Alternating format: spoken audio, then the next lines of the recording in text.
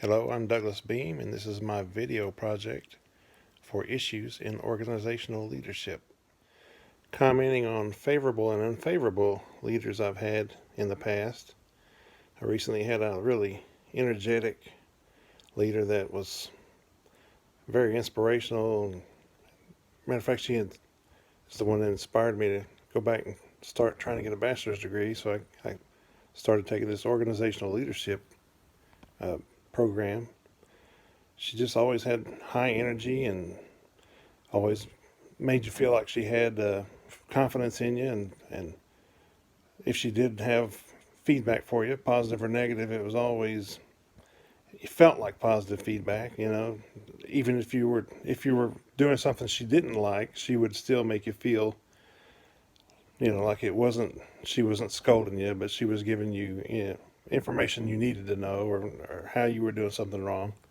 So I think that's probably more how I would like to be. Sometimes I'm always kind of a gruff person. I deal with technicians, and they're all old guys like me, and they are set in their ways. So they, they do the things they think they need to do, and sometimes it may not be right. But that's the a favorable leader. Unfavorable leader I've had was a gentleman that we called him the spin doctor. He pretty much never accepted blame for things that went wrong, and it was more important about the story than it was the truth. It was, or spin it however it sounded the best, even though that isn't truthfully what happened. And a lot of times he would openly criticize you in front of a room full of people. If you were in a meeting or something, he would just call you out and start scolding you or make fun of you, or his style wasn't, I would say, very ethical, because that's not how you treat people, but that's the way he did. And that's I try to stay away from that for sure. That's he alienated a lot of folks while we had that guy in charge. So that's just my experiences, favorable and unfavorable. How would I describe myself as a leader today? I'm very passionate and very serious about getting the job done correctly. We maintain multi-million-dollar pieces of equipment, and I expect that equipment to be repaired in a professional manner. And that's the message I send every day. Don't shortcut. Do what's called for. And that's just my expectation level is high.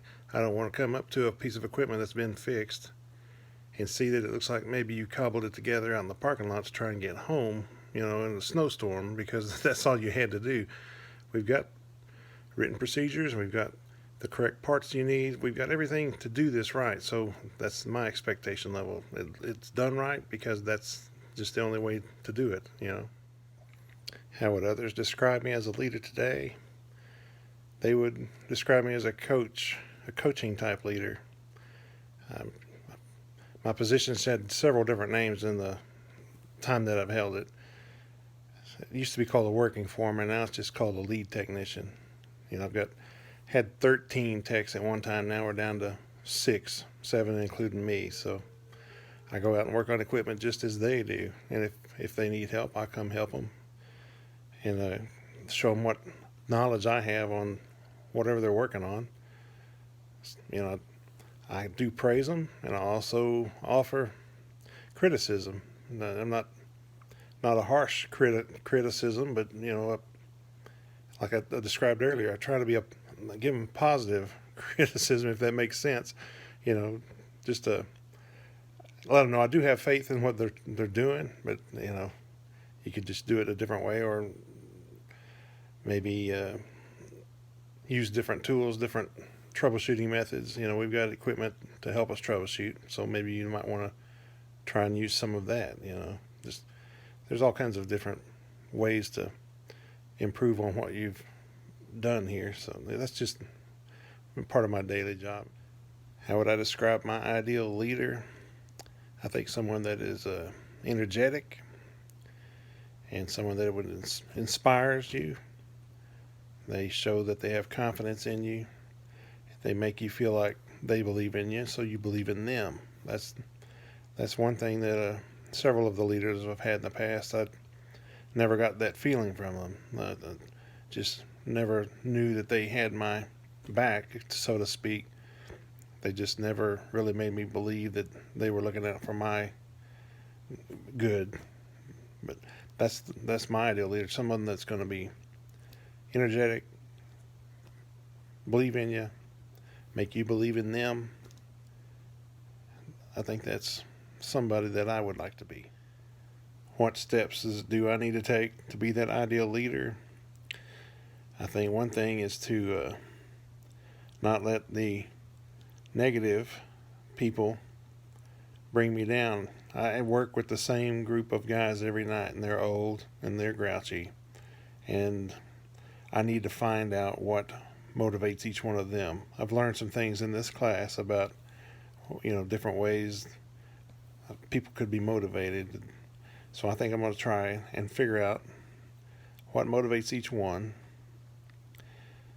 And I'm going to try and be more positive every day, because that's going to help them, I think. When they see they can't be grouchy and bring me down, maybe they'll be lifted up a little bit. They've been doing the same job for 20 plus 30 years, some of them, and it's just hard to reach them. So I'm going to try my best to be a better, positive leader by not letting them affect my attitude daily. I'm going to try and be that inspiration that they need.